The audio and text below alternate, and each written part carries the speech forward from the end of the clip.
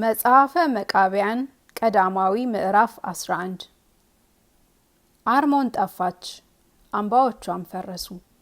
እግዚአብሔር እንደ ክፋታቸው በእጃቸውም እንደ ሰሩት ስራ ፍዳውን አምጥቶባቸዋልና በኤዶምያስና በዛብሎን ጣዖቶችን የሚያመልኩ ሰዎች ያን ጊዜ ይዋረዳሉ። በሕፃንነታቸው በሰሩት እስኪያረጁም ድረስ ባልተውት ስለ ጣዖታቸውና ስለ ክፋታቸው የሚፈርድባቸው እግዚአብሔር ቀርቧልና ሲዶናና ጢሮስ ያለቅሳሉ። ኃጢአትንና መዳራትን ዝሙትን ስለሰሩ ጣዖትንም ስላመለኩ ስለዚህ ነገር እግዚአብሔር ተበቅሎ ያጠፋቸዋል።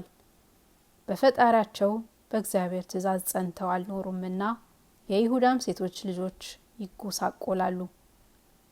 ነቢያትን በመግደልና በተድላ በደስታ ጸንታ ኖረች እንጂ በዘጠኙ ሕግጋትና በአምልኮቱ ጸንታ አልኖረችምና ሙታን በሚነሱበት ጊዜ የኢየሩሳሌም ኃጢአቷ ይገለጣል።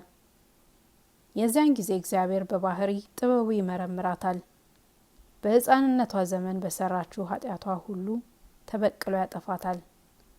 ከቁንጅነቷ ዘመን ጀምሮ እስክታረጅ ድረስ ኃጢአት መስራቷን አልተወችም።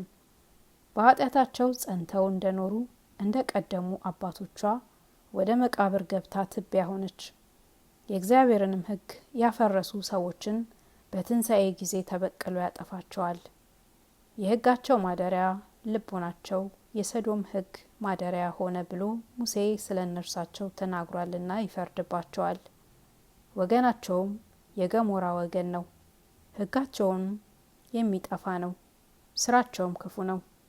ሕጋቸውም የሚያጠፋ የእባብ መርዝ ከዚያውም ዘንድ የሚያጠፋ የእፉኝት መርዝ ነው።